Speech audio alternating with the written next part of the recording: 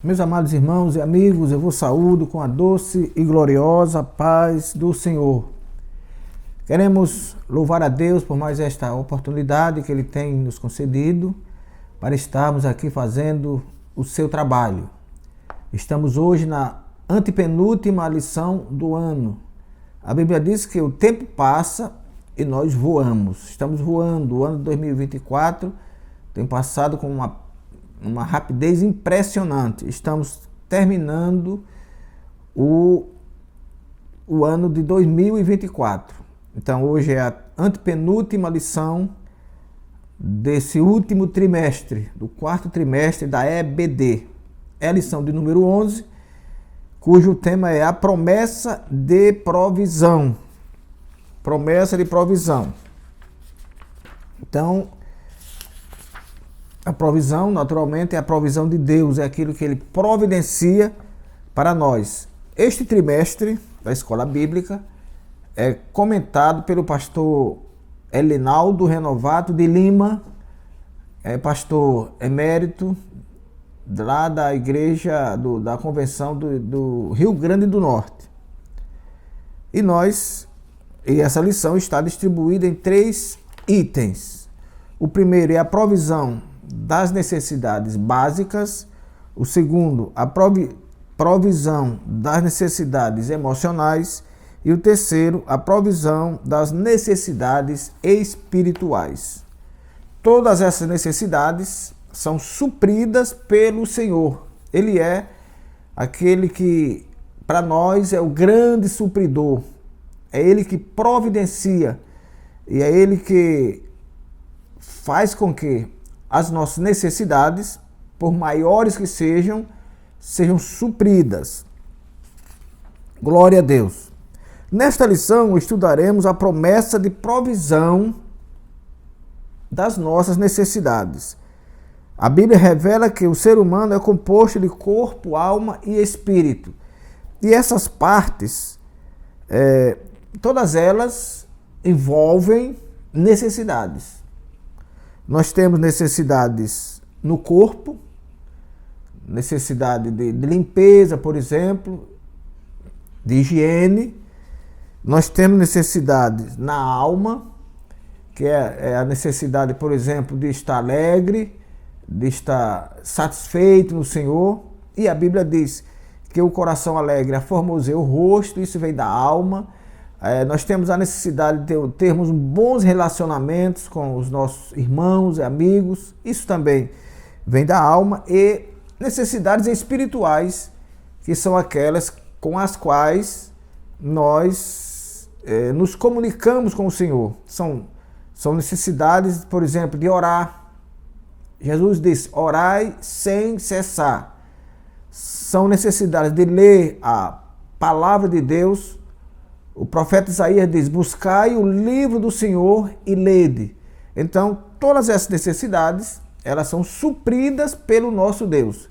É só nós aguardarmos integral e inteiramente nele, e ele vai fazer isso conosco. Então, no subitem 1, não fiqueis ansiosos.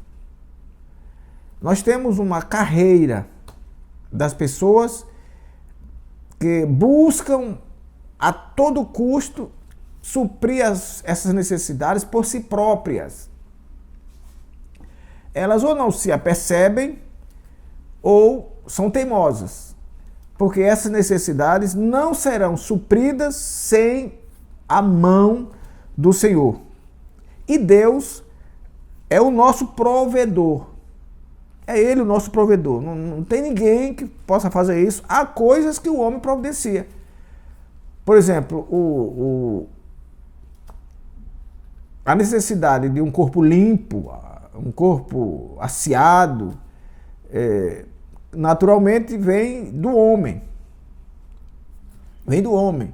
Mas esse mesmo homem, para ter essa sabedoria para fazer, recebeu de Deus. Isso não cai do infinito. Alguém aprendeu e outros seguem esse aprendizado. Então, em Êxodo, nós vamos ler Êxodo 32 Aliás, o Êxodo 16, 32 e 33. Eu peço que você, ao assistir esses vídeos, abra sua Bíblia. É uma forma de você estudar a palavra de Deus. Não perca essa grande oportunidade. Êxodo 16, 32 e 33. Diz assim: E disse Moisés: Esta é a palavra que o Senhor tem mandado. Encherás um gomer dele e o guardarás para as vossas gerações, para que vejam o pão que vos tenho dado a comer neste deserto, quando eu vos tirei da terra do Egito. Então a gente sabe que quando o povo estava vindo do Egito para Canaã, houve necessidades como há necessidades hoje. Houve necessidades de água, houve necessidade de luz, houve necessidade de roupa, houve necessidades diversas. Então, quem supriria essas necessidades? Que eles estavam no deserto. O alimento, quem supriria? A água, quem supriria? A roupa, o calçado? Então a Bíblia diz que Moisés clama a Deus e ele supre. Ele supre o alimento.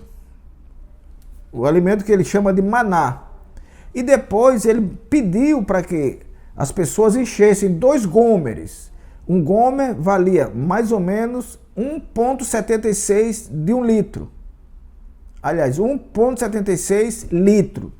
Então, se ele mandou encher 2 gômeres, então já estavam ali mais de 3 litros. E ele mandou guardar esse maná para que lá na frente, quando alguém duvidasse, como foi que vocês passaram no deserto? Qual foi a vossa alimentação? Qual foi a vossa alma? Qual foi a vossa água? Ele diz, para vocês mostrarem lá na frente o quanto eu sou Deus e que eu providenciei a vossa alimentação. Então, Deus providenciou lá no deserto o alimento para as pessoas, porque era impensável no deserto alguém plantar. Era impensável. Mas o nosso Deus é o nosso provedor. Então, quando nós confiamos inteiramente nele, ele provê. Ele nos dá. E a despeito, ele diz, não estejais ansiosos. Não fique ansioso, não perca a paciência, não perca a calma. O nosso Deus é um Deus provedor. Em Mateus capítulo 25, aliás, Mateus capítulo 6, versículo 25, olha que coisa linda. Mateus 6, 26, aliás, Mateus 6, 25 e 26. Mateus 6, 25 e 26. Eu vou ler o texto todo porque ele é muito bonito. Versículo 25. Por isso vos digo, não andeis ansiosos quanto à vossa vida, pelo que haveis de comer e pelo que haveis de beber, nem quanto o vosso corpo, pelo que haveis de vestir. Não é a vida mais do que o mantimento e o corpo mais do que a vestimenta? Então ele manda olhar para as aves do céu. Por que eu vou ficar preocupado pelo que vou comer se eu tenho um Deus que provê? Se eu tenho um Deus provedor, por que eu vou ficar preocupado com o que eu vou vestir se o meu Deus é aquele que provê por nós e por mim particularmente e por você também? E o corpo? O que eu vou vestir? Não andeis ansiosos, não vos preocupeis, confie inteiramente em Deus e as coisas acontecerão, porque o nosso Deus é um Deus que vigia, ele vela, ele cuida para que as suas promessas sejam cumpridas em cada pessoa. Agora, por que Deus provê? Nós não vamos agora ficar achando que vamos parar de trabalhar porque Deus provê as coisas. Não é assim também. Vamos pensar que Deus provê, mas Deus provê lá o emprego para você trabalhar. Então é assim que não existe uma provisão milagrosa saindo de galho de árvore ou descendo do ar abaixo. Ele faz com que nós arranjemos o trabalho, sejamos diligentes, trabalhadores, porque a preguiça é algo que não provém de Deus. A preguiça é algo do inimigo, é algo do homem mesmo, não vem de Deus. E o apóstolo Paulo, ele falando sobre preguiça, sobre aqueles que não gostam de trabalhar, ele diz que aqueles que não gostam de trabalhar são desordeiros. Ele disse, eu estou sabendo, escrevendo aos Tessalonicenses, que tem alguns por aí que andam desordenadamente não querendo trabalhar. Imagine o quanto é ruim alguém ser preguiçoso. Porque a Bíblia diz que o homem nasceu para o trabalho. Eu vou tratar disso mais na frente. Em 1 Tessalonicenses, 2 Tessalonicenses, capítulo 3, versículo 8. Nem de graça comemos o pão de homem algum, é Paulo dizendo, mas com trabalho e fadiga, trabalhando noite e dia, para não ser pesado a ninguém. Então, Deus provê, mas não pense que Ele vai prover logo a comida na mesa, não, já passando pelo fogo, pela panela e na mesa. Então, é assim, Ele provê o seu trabalho, o seu emprego, a sua ocupação, para que você traga a comida à mesa. A necessidade do alimento nos induz ao trabalho. Paulo diz, olha, se alguém quer viver sem trabalhar, experimente viver sem comer. É claro, meu amado irmão, meu amado ou amigo, se nós não podemos viver sem comer, eu logo sei que é porque eu tenho que trabalhar. É o trabalho que vai trazer à minha mesa a comida. Glória a Deus. Para provisão de investimento, Deus e o cuidado em geral. Deus cuida da nossa saúde, Deus cuida da nossa vestimenta, Deus cuida da nossa alimentação, Deus cuida da nossa alma, Deus cuida das nossas necessidades gerais. A gente sabe que o povo vindo do Egito para Canaã passou cerca de 40 anos andando do Egito via o rumo Canaã. E a Bíblia diz que as vestes não envelheceram e também os calçados não envelheceram. Por que não envelheceu?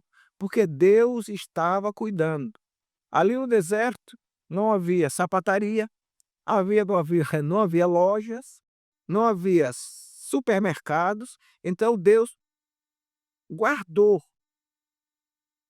Deus não deixou que a comida, aliás, que a vestimenta, né, o calçado fossem estragados, porque Ele é o Deus que pode todas as coisas. Deuteronômio, capítulo 29, que versículo 5, nós podemos ler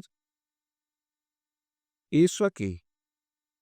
Deuteronômio 29, 5.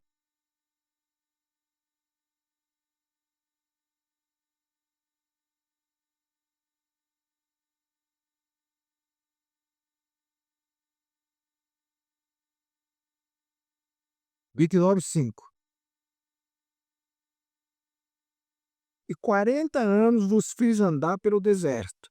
Não se envelheceram sobre as vossas vestes, não se envelheceram sobre vós as vossas vestes, nem se envelheceram no teu pé o teu sapato. Então Deus não só provê adquirindo, mas ele provê preservando. Se não tinha dinheiro no deserto, se não tinha loja no deserto, ele preservou a roupa e o calçado do povo durante 40 anos. Glória a Deus. Esse é o Deus que cuida de nós, Deus cuidadoso. Glória ao Senhor. O apóstolo, ou aliás, o salmista diz que nós devemos esperar somente em Deus. No Salmo 40, verso 1, ele diz: esperei pacientemente no Senhor. Isso quer dizer, eu esperei dia após dia, sem, sem atropelo, sem pressa, respeitando a minha possibilidade, o meu tempo e o tempo de Deus. Ele diz: eu esperei pacientemente pelo Senhor. E ele se inclinou para mim e ouviu o meu clamor. Então, quem não espera, não alcança. Quem se precipita, ultrapassa as oportunidades. Mas o salmista diz: eu esperei pacientemente. Se nós esperamos em Deus, não há por que nos apressarmos. Tenha paciência, tenha calma, porque o Deus que provê, o Deus que promete, é o Deus que cumpre. Deus é diferente do homem. O homem faz uma promessa e no decorrer do tempo ele muda. Tem uma raiva qualquer e muda, ou então perde a possibilidade de fazer, ele muda. Mas o nosso Deus é um Deus que promete e cumpre, provendo as nossas necessidades emocionais. Ele dá resposta ao clamor do coração, sabendo que o coração é o centro das nossas emoções. Então nós temos uma história muito bonita lá no início da Bíblia, no livro do Gênesis, capítulo 2, está relatado que Moisés, aquele que livraria o povo da escravidão do Egito, ele nasce. E a sua mãe guarda ele por 3 meses em casa, porque havia uma ordem de Faraó que, com medo que aquela nação aumentasse a ponto de ser agora uma ameaça contra o Egito, ele mandou matar os filhos homens. A Bíblia diz que as parteiras pouparam Moisés. A mãe tomou Moisés e criou na sua própria casa por 3 meses. Depois isso ficou inviável.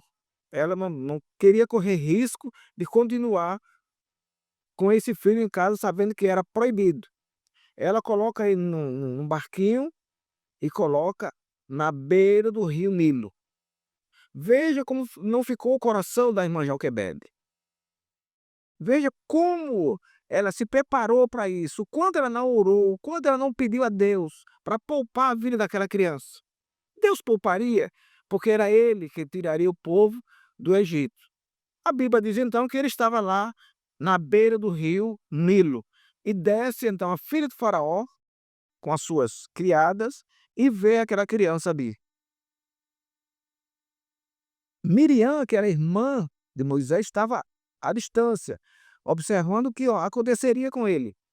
A filha de Faraó toma a criança e, em meio às admirações, porque a Bíblia diz que ele era muito bonito e aquilo chamou a atenção da filha de Faraó, Miriam se aproxima. Ela se aproxima e pergunta se ela não queria que ela buscasse alguém para criar a criança. Ela disse: não, vá buscar, eu pagarei salário. Miriam vai e chama a própria mãe, Joquebede. Leva a criança e a própria mãe agora recebe nos seus braços o seu filho que estava no rio correndo perigo de vida. Então, essa é uma resposta de Deus ao clamor do coração de Joquebede. É uma resposta de Deus ao clamor do coração de Miriam. E também de outros que pudessem saber que o nosso libertador Moisés corria risco de vida tanto quanto a sua mãe, por estar infringindo uma orientação do reinado. Então, qualquer que seja a situação, nós temos o Deus que provê. Mas continuamos, a Bíblia continua com essa palavra que não quer calar. Não andeis ansiosos. Não andeis ansiosos, cansados, eh, apressados, querendo se adiantar nas coisas, sem sem esperança, sem paciência. Não andeis assim, espere em Deus. A Bíblia diz que na nossa paciência, nós devemos guardar a nossa alma. Olha que coisa linda. Na vossa paciência, possuí a vossa alma. Tenha paciência. Faça como o salmista, esperei pacientemente no Senhor. O que você está esperando, que até hoje não chegou e que você já perdeu a calma? Já perdeu, como dizendo aquele termo, já perdeu as estribeiras. Continue esperando. Ele vai chegar. Se ele prometeu, ele vai chegar. E se os seus desejos são justos, ele vai chegar. Não se apresse. Não ande ansioso. Glória a Deus. Então, há um determinado tipo de gente que vive ansioso, mas não vai alcançar nunca, que é o preguiçoso. Eu digo que o preguiçoso morre desejando. Morre desejando. Ele deseja, deseja, mas não tem coragem de dar um passo para procurar. Ele vê as coisas que o vizinho tem, ele deseja, mas não tem coragem de trabalhar para ter. Ele vê que alguém lá na faculdade tirou boas notas, ele admira, inveja, mas não tem coragem de estudar para tirar notas boas também. Portanto, o preguiçoso morre desejando. Em Provérbios capítulo 21, versículo 25, nós podemos ler assim, Provérbios 21, 25.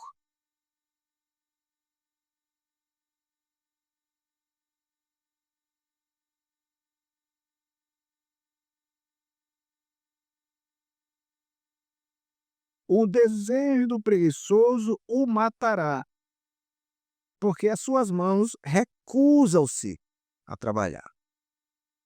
Então ele vai morrer desejando, vai morrer querendo, mas não vai alcançar, porque as suas mãos, quando fala as mãos, ele fala, porque a pessoa, o preguiçoso, não tem coragem de pôr as mãos nem nada para trabalhar.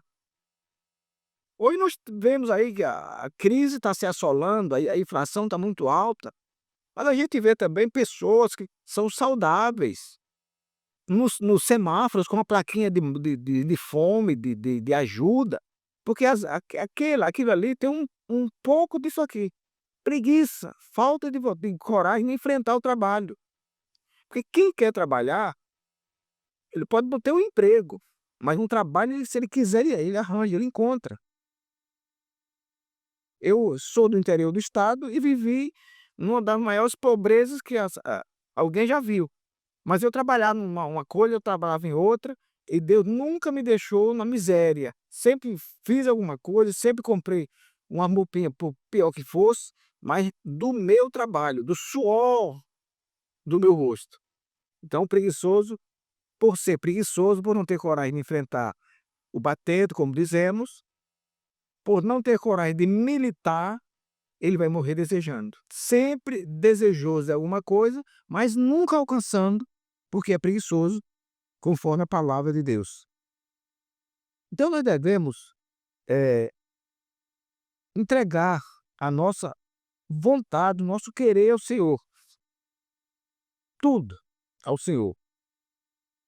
O profeta Isaías diz, no capítulo 64, versículo 4, e Paulo retoca lá, repete lá na carta que ele escreveu a Coríntios, que aquilo que o olho não viu, o ouvido não ouviu, nem subiu ao coração do homem, é aquilo que está guardado para cada um de nós. Vamos ler. Isaías, capítulo 64 e versículo 4.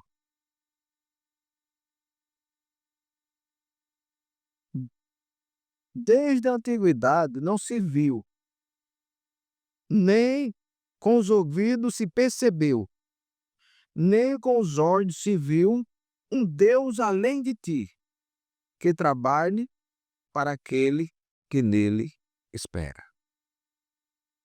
Então, ou nós esperamos em Deus, ou estamos irremediavelmente fadados ao fracasso. Deus está pronto para trabalhar por aquele que nele espera. Agora, ele não dá tempo, ele não tem prazo. Não, você vai esperar 1 ano, você vai esperar 2 anos. Não, ele trabalha para o que nele espera. Você pode esperar 1 hora, menos, 2 horas ou menos, 1 dia, 2, 10, 1 mês, 1 ano, mas tem que esperar. Essa é a palavra, tem que esperar. Ele trabalha, mas para quem espera, para quem tem paciência, para quem tem graça, para quem confia sobretudo naquele que prometeu. Então nós temos que ter muito cuidado, cumprindo aí a solução para a nossa ansiedade, temos que ter muito cuidado com aquilo que pensamos também. Às vezes a gente pensa tanta besteira, tanta coisa infundada, tanta coisa que poderia ser dispensada, e nós vivemos naquela ansiedade pensando em alcançar coisas que, talvez nós nem temos possibilidade. Por exemplo, um técnico de enfermagem vive ansioso querendo ganhar igual o médico, não vai ganhar nunca, não vai ganhar, porque o médico foi preparado para ganhar coisas maiores, o técnico para ganhar coisas menores. Então, vigiemos naquilo que pensamos. O apóstolo Paulo nos dá uma receita para que nós pensemos apenas naquilo que dá fruto. Filipenses capítulo 4. Vamos ler aqui o conselho que Paulo dá sobre os nossos pensamentos.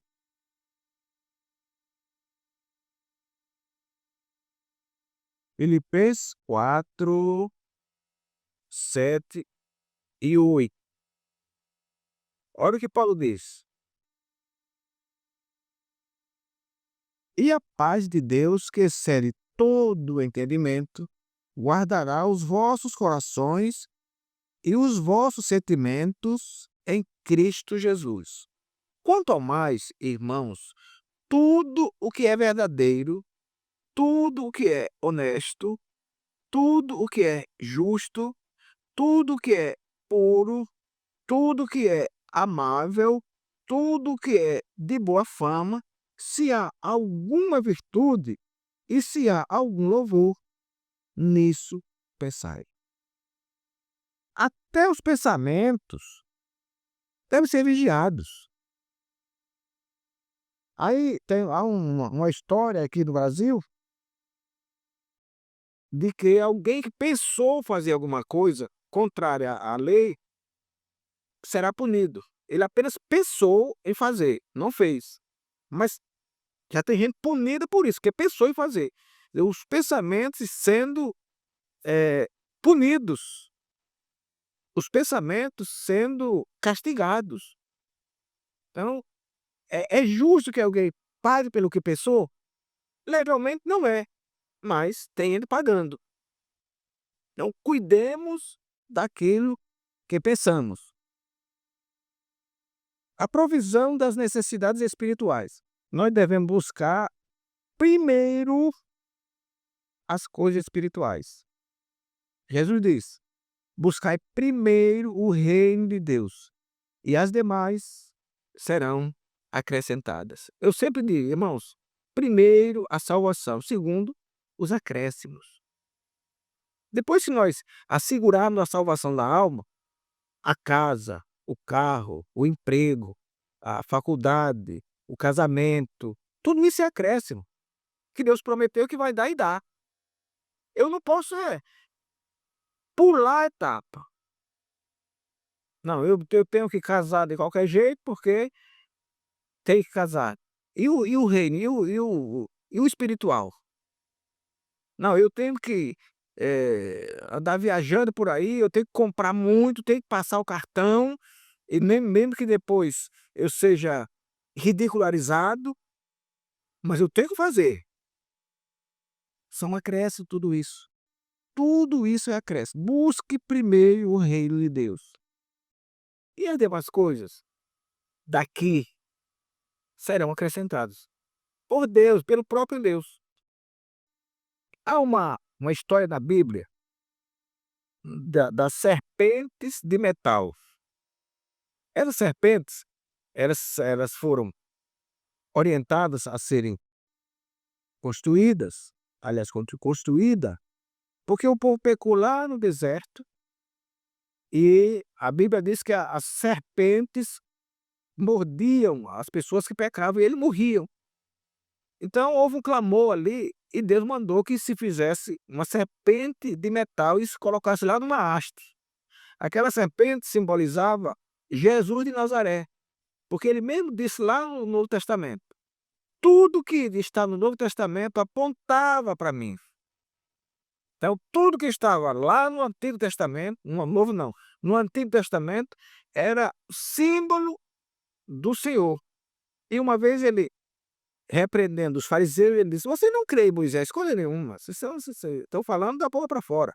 Porque se vocês crescem em Moisés, creriam em mim, porque de mim escreveu Moisés. Então, tudo que Moisés escreveu, ele apontava para o Senhor. Então, essas serpentes eram colocadas lá numa haste, e a Bíblia diz: quem for mordido e olhar para ela, não morrerá. Isaías diz, inspirado pelo Espírito Santo: olhai para mim e serei salvos. Então, as pessoas eram mordidas pelas serpentes, olhavam para a serpente de metal e não morriam. Então, são providências que Deus toma em relação a nós, para que nós nos salvemos daquilo que nós nunca poderíamos alcançar. Deus e a sua presença em nós. Mateus 28, 20. Mateus 28, 20. Ensinando-os a guardar todas as coisas que eu vos tenho mandado, e eis que estou convosco todos os dias até a consumação do século. Então, Deus promete estar conosco sempre, todos os dias. Se eu estou trabalhando, Ele está comigo. Estou aqui gravando, Ele está comigo. Quando eu descer, Ele estará comigo. Quando eu estiver deitado, dormindo, Ele estará comigo. Levantando, Ele estará comigo. Todos os dias Ele estará comigo. Até a consumação dos séculos. É um prazo para nós perpétuo, indefinido. Mas até a consumação do século, isto é, até o arrebatamento da igreja. Porque no arrebatamento, a Bíblia diz que os que estiverem em Cristo mortos ressuscitarão e os que estiverem vivos serão transformados. Então, daí, uma boa parte da população já estará livre de problemas. Mas vai vir a grande tribulação, onde haverá tempo também, apesar de muito dificultoso, mas haverá tempo para a salvação de pessoas.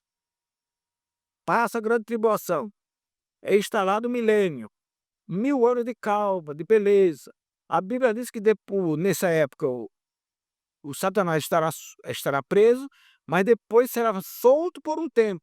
Mas ainda haverá possibilidade de salvação, até a última ressurreição, a segunda ressurreição, quando aí já estaremos partindo para o fim, o final, o julgamento final.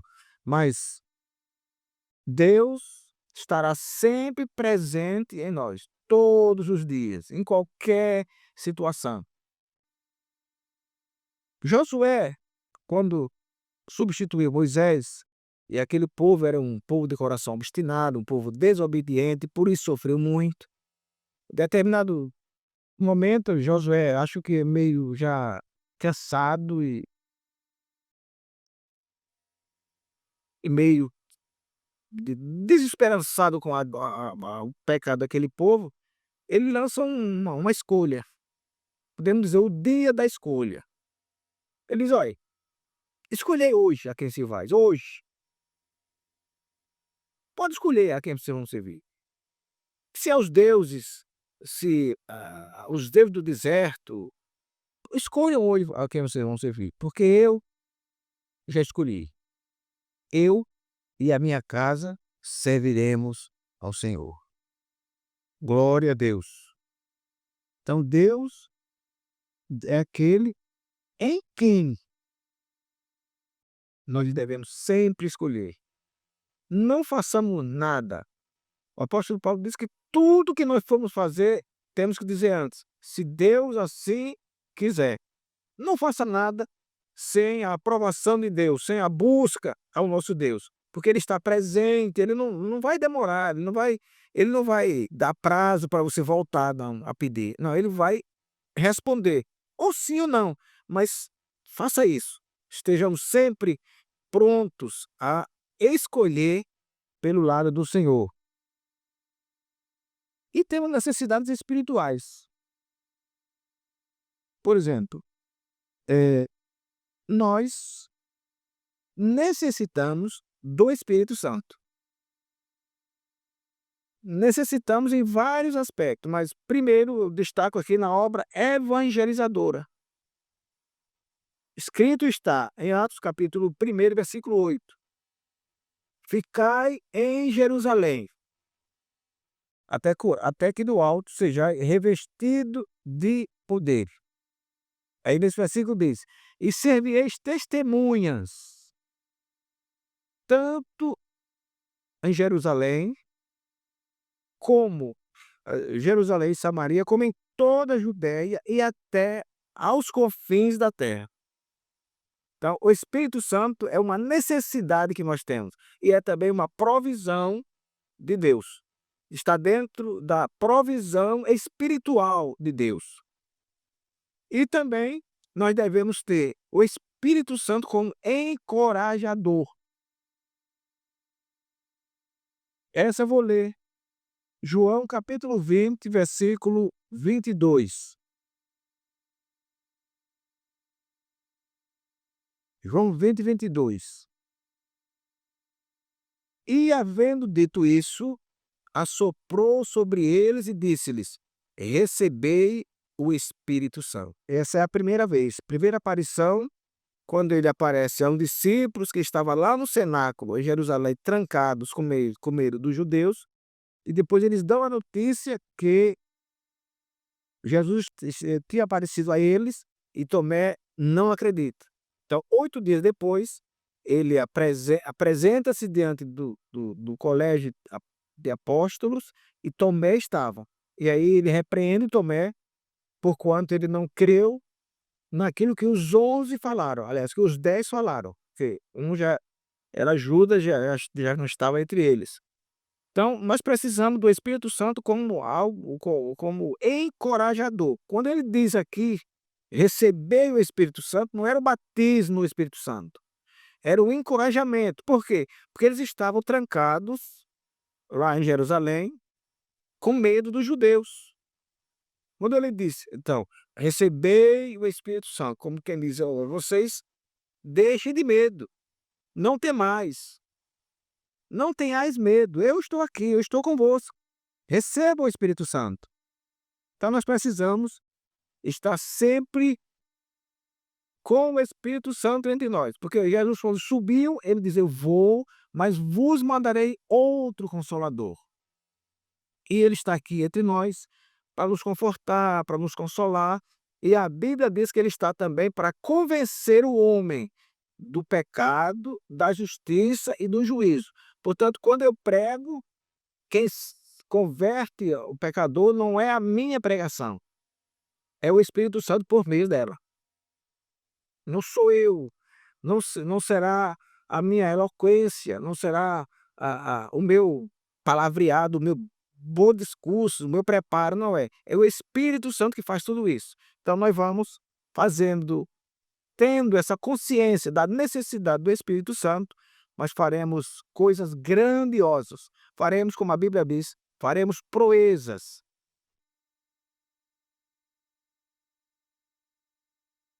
Que o Senhor nosso Deus nos guarde. E até o nosso próximo encontro. Inclinai os vossos ouvidos e vinde a mim. Ouvi e a vossa alma viverá.